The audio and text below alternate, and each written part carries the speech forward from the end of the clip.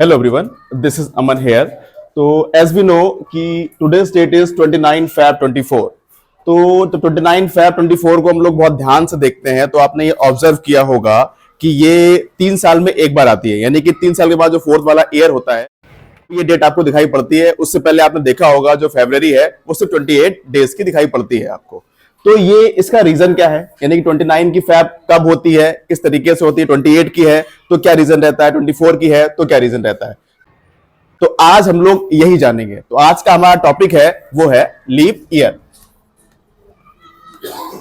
Leap year, ठीक है। उसके पहले ये देखिए यहां बना हुआ हमारे पास थोड़ा सिस्टम बना हुआ है, इसको प्रॉपर तरीके से देख लीजिए। ये देखिए ये MEMJSUN, देखिए इसका एक ट्रिक रहता है जो कि आप याद कर सकते हैं, यानी कि जो जितने भी प्लैनेट्स हमारे पास है उसको याद करने के लिए my very efficient mother just serve us nuts, यानी कि ये सीक्वेंस याद कर लीजिए। और सीक्वेंस क्या होगा, इसी सीक्वेंस से हमारे प्लैनेट्स रहते हैं। तो हमें बात करनी है अर्थ के बारे में, क्योंकि हमारा प्लैनेट क्या है, अर्थ हमारा प्लैनेट है। हमें अर्थ के बारे में बात करनी है। अर्थ जो है, यानी कि जैसे कि आप जानते हैं कि ये सारे जो प्लैनेट्स रहते हैं ये इस तरीके से रेवोल्यूशन करते हैं सन का, यानी कि ये अगर मरकरी की बात करेंगे तो ये भी करता है, वीनस की बात करेंगे तो ये भी करता है, और अर्थ की बात करेंगे तो अर्थ भी इस तरीके से रेवोल्यूशन करता है। तो अर्थ जो है इसके साथ दो चीजें होती है, एक होता है इसका रेवोल्यूशन,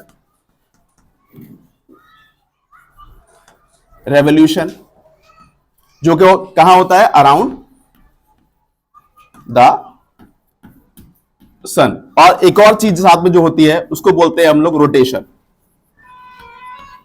ये क्या होता है, ऑन इट्स एक्सिस। तो जो लीप ईयर होता है, लीप ईयर के रिस्पॉन्सिबल कौन होता है, यानी कि ये जो रेवोल्यूशन है ये रिस्पॉन्सिबल रहता है लीप ईयर के लिए। किस तरीके से रहता है, चलिए आइए हम लोग देखते हैं।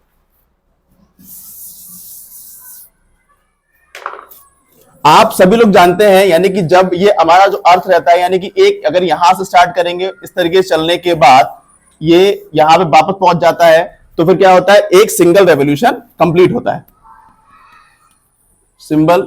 जो सिंगल रेवोल्यूशन होता है वो इस तरीके से कंप्लीट होता है।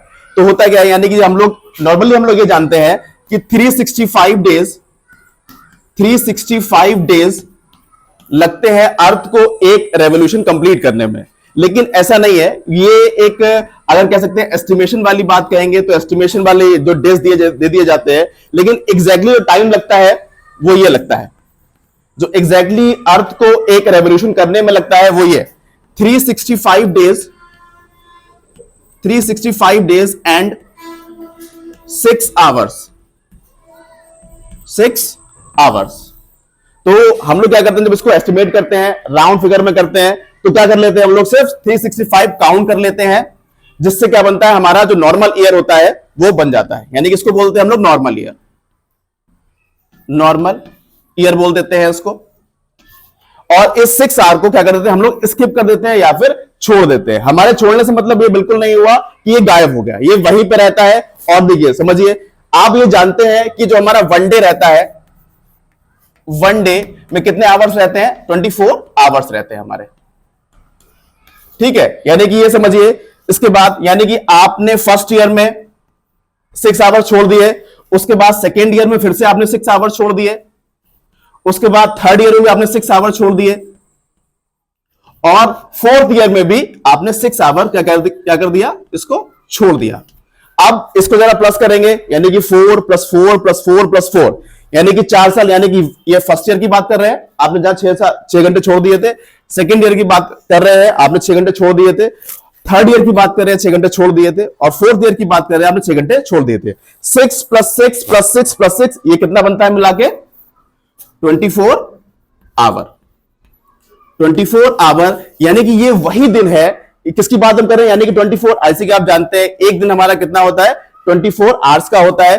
तो ये जाके जब ये आप 4 बार स्किप कर देते हैं तो क्या बनता है, एक दिन बनता है। और ये वही वाला दिन है जिसको हम बोलते हैं 29 फेब, यानी कि जो आज का डे है 29 फरवरी। इसीलिए ये पूरा प्रॉपर तरीके से रीजन है लीप ईयर होने का। आई होप आपको समझ में आ गया होगा। ठीक है, थैंक यू।